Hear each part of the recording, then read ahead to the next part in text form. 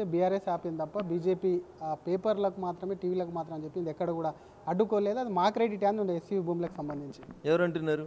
Harish Rao press meet పెట్టాడు, కేటీఆర్ కూడా అదే మాట అంటున్నారు. వాళ్ళ నేత రామన్న నిరాహార దీక్ష చేసిరా? వీళ్ళు ఏమైనా సుప్రీంకోర్టులో కేసు వేసిరా?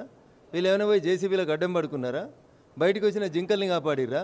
తెలివి ఉండాలి వాళ్ళకి మాట మాట్లాడేందుకు. 2012లో అప్పటి రంగారెడ్డి జిల్లా కలెక్టర్ నవంబర్ 20వ తారీఖున సీసీఎల్ఏకు ఒక ఉత్తరం రాసిండు. సెంట్రల్ యూనివర్సిటీ భూములు 2185 ఎకరాలు ఉన్నాయి, వీటిని కాపాడుండ్రి, వీటిని సెంట్రల్ యూనివర్సిటీల పేరు మీదకి మార్చమని. ఎందుకు మార్చలేదు?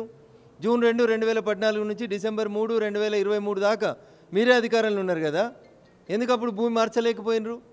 మీ హయాంలో మేము ఒక యూనివర్సిటీ ఇచ్చిన హార్టికల్చర్ యూనివర్సిటీ ఇస్తే ములుగులో పెట్టుకున్నారు, కొండా లక్ష్మణ్ బాపూజీ హార్టికల్చర్ యూనివర్సిటీ అని.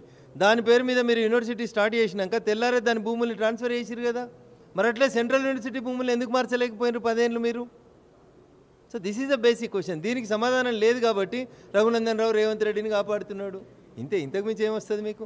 మీ బాబుపోయి ఢిల్లీలో తెలంగాణ భవన్లో కొట్టిన రోజు కూడా రఘునందన్ రావు మీ పార్టీలో ఉండే మిమ్మల్నే కాపాడిండు. అట్లా చాలామందిని కాపాడిండు మీ పార్టీలో. మీకు అది తెలియకపోతే నేనేం చేయాలి? కానీ ఇంకొకటి, మీ ఎమ్మెల్యేలను మెచ్చుకున్నాడు కానీ సెంట్రల్ ఎంపవర్మెంట్ కమిటీ నివేదిక ఇవ్వంగా కూడా బీజేపీ ఎక్కడ కూడా మాట్లాడలేదు, కేంద్ర ప్రభుత్వం అనేది కూడా వాళ్ళు ఒక ప్రతిపాదన తీసుకుంది, ఆరోపణ. అన్న ఇప్పుడు సుప్రీంకోర్టులో విషయం పెండింగ్ ఉంది, సుప్రీంకోర్టు ఇచ్చిన కమిటీ అది. ఆ మాత్రం మాజీ మంత్రికి ఎమ్మెల్యే కేటీఆర్కి తెలియదంటారా ఈ విషయం? అది తెలుసా తెలియదా? ఏదో ఒకటి మాట్లాడాలి కాబట్టి మీడియాలో స్పేస్ కోసం మాట్లాడినా అనేది అడుగుతున్నాను. నేను అంతా తెలియదా అని నేను అనుకుంటలేను. తెలిసే కావాలని మీడియాని తప్పుదోవ పట్టిస్తుంది తప్పితే ఏముందన్న. నిన్నటికెళ్ళి కేసు మే 15కు వాయిదా పడ్డది. మేము రాష్ట్ర ప్రభుత్వాన్ని ఇంకొన్ని డాక్యుమెంట్స్ అడుగుతున్నాం, అవన్నీ పూర్తిగా వచ్చిన తర్వాత ఆర్డర్ ఇస్తామని చెప్పినారు. ఇప్పుడు నేనేం చేయాలన్న దాంట్లో? నేను రాష్ట్ర ప్రభుత్వమా? కాదు కదా. ప్రభుత్వం నుంచి వచ్చినాక సుప్రీంకోర్టు ఫుల్ ఫ్లెడ్జ్డ్గా ఆర్డర్ ఇస్తుంది.